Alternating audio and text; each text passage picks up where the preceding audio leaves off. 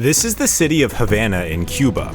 About 1/5 of the entire nation of Cuba lives within this city. However, something strange has been happening here over the last few years. Something so weird and catastrophic that at its current pace, in 10 years, this bountiful city and the entire country may no longer exist. So this is the Angkor Wat in Cambodia. Now, I know what you're thinking. What does this have to do with Cuba? Well, one, a lot. Two, shut your mouth. You see, Angkor back in the 12th century was the Las Vegas of the ancient world. Lavish, bustling, and absolutely over the top. But built by the Khmer Empire, it had a population that could give some of today's cities a run for their money.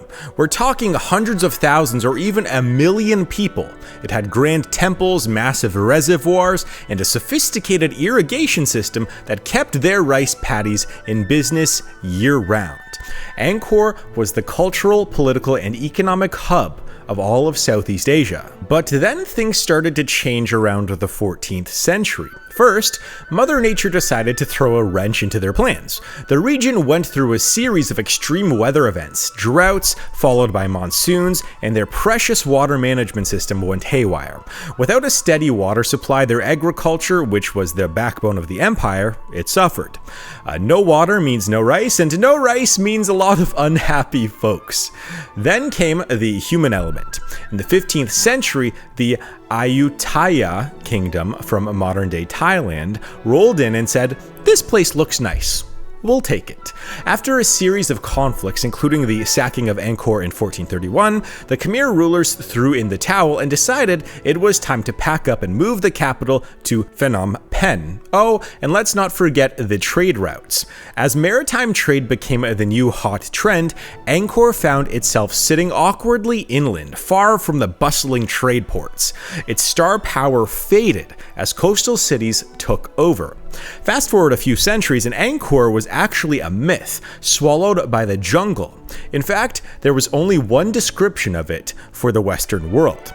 It was from Antonio de Maddalena in 1586. He said, "It is of such extraordinary construction that it is not possible to describe it with a pen, particularly since it is like no other building in the world. It has towers and decoration and all the refinements which the human genius can conceive of." And that monument of the Angkor Wat pretty much disappeared from the world for hundreds of years. And then imagine European explorers in the 19th century, hundreds of years later, keep in mind, hacking their way through dense forests when they suddenly stumbled upon this mind-blowing, vine-covered stone city. Wait, how did this magic kingdom get here? The French explorer Henri Mouhot probably said when he stumbled upon the Angkor Wat in the 1860s. The lost city was all of a sudden rediscovered. Today, it's one of the world's most famous archaeological sites. However, it brings with it a tale of how one of the largest cities in the entire world at the time could rapidly just disappear, going from a population of potentially 1 million people to potentially just a few thousand locals. And that brings us to what may be happening in Cuba today. You see, Cuba is disappearing, and not just from low birth rates over the course of the next 200 years, like most other countries are kind of going through right now. No, Cuba has lost somewhere between 10 and 30% of its total population. That's about 1.1 to 2.5 million people over the last 2 years. It's tough to get an exact number on this because Cuba itself, while trying to hide this problem, has actually postponed the country's census in order to try and hide, well, this catastrophic number. So why is Cuba rapidly disappearing? I mean, at this rate, Cuba could face total population collapse and disappear within the next 10 to 15 years. And well, there are a few reasons. Cuba's economy, which the government has proudly kept on a tight leash for the last few decades, is now showing some serious cracks. By 2021, it didn't just stumble, it took on a full-on nosedive. The government's stellar management skills, as they would probably say, resulted in shortages of basic things like food, medicine, and fuel, turning these into rare commodities rather than everyday essentials. Blackouts became the norm, disrupting agriculture and production, as if farming in the dark was some brilliant new innovation.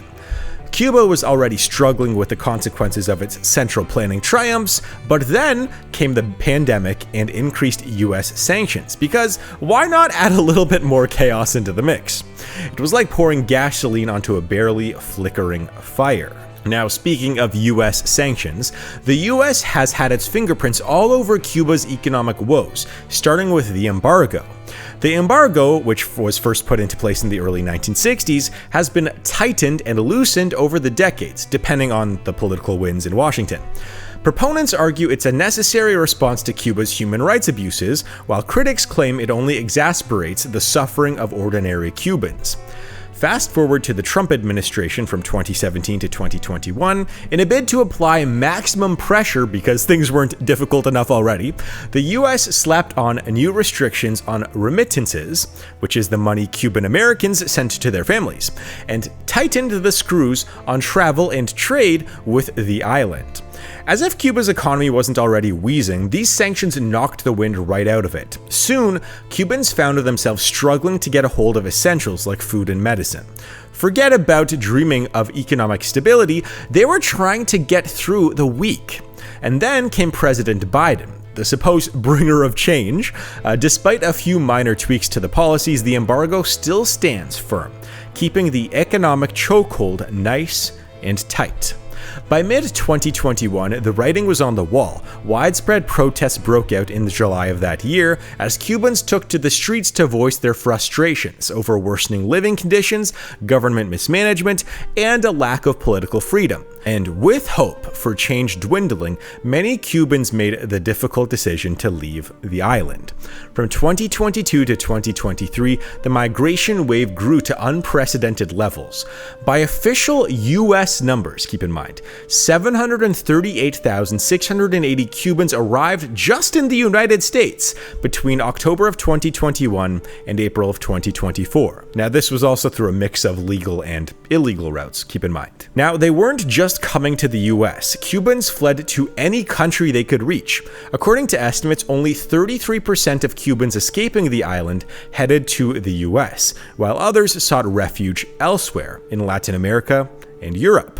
Experts warn of an accelerated demographic aging, as a large portion of the emigrants are in their prime working age, leaving behind an aging population of grandparents and young children. Cuba now faces what some call a Peter Pan in reverse phenomenon, where parents leave to secure a future abroad, often leaving their children behind in the care of their elderly relatives. The imbalance is even more pronounced because women are leading the charge. Statistics show that for every 100 men who leave Cuba, 133 women also emigrate. This is not just a gender trend, it has severe repercussions for the country's already plummeting birth rate. Women of reproductive age leaving the country results in fewer births, compounding Cuba's demographic decline. If the mass migration and low birth rates persist, Cuba could very well be on its way to a near ghost country by 2034, not just a ghost city. Now, small towns and rural areas would almost certainly be the first ones to be hit by this, as they would empty out and leave and flock towards the larger cities like Havana in search of whatever economic opportunities still exist. However, even the urban centers will not be immune to this decline. As the workforce shrinks, industries will struggle to find skilled labor, and basic services already on life support could collapse entirely. Cuba's healthcare system, once a point of national pride, will particularly be hard hit. With fewer doctors, nurses, and healthcare workers, many of whom have already joined the exodus, and an aging population that demands more medical care, the system could break down.